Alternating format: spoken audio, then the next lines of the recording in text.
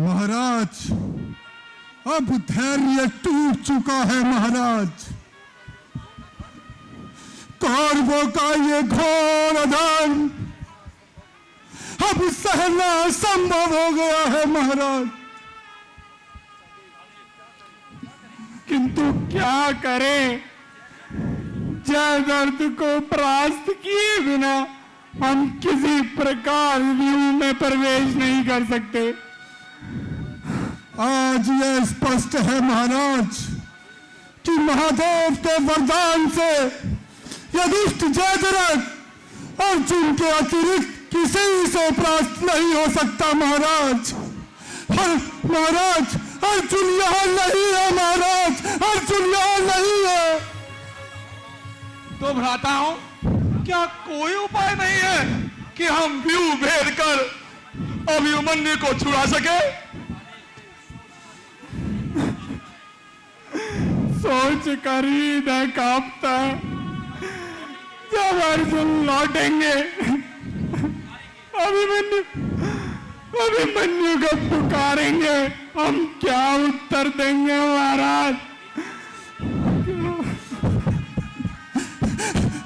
यदि मेरी मृत्यु हो जाती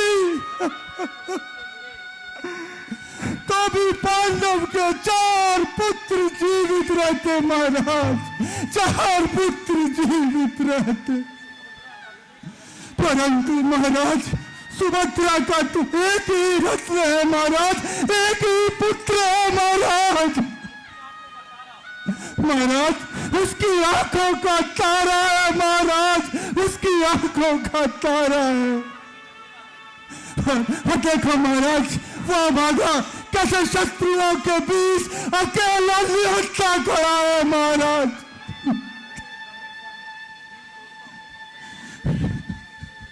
भीम, सोचता हूं मैं, लोग मुझे धर्मराज कहते हैं, धर्मराज, पर मैं आज अपने जीवन का सबसे बड़ा अधर्म कर रहा हूं।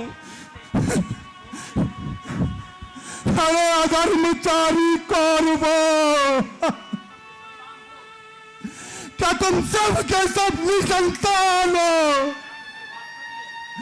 क्या तुम्हें प्रेम और स्नेह का भाव नहीं छूता? क्या तुम्हारा हृदय पत्थर से भी ज्यादा कठोर है?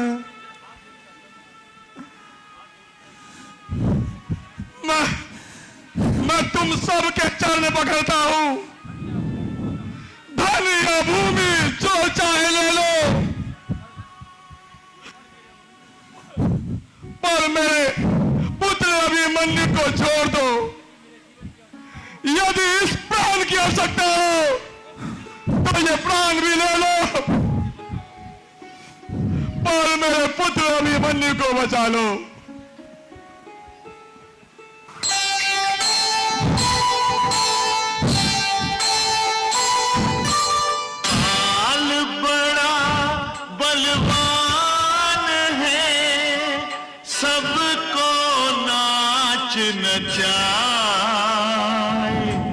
पांडु पुत्र भी मांगते, भिक्षा घर घर जाए, भिक्षा घर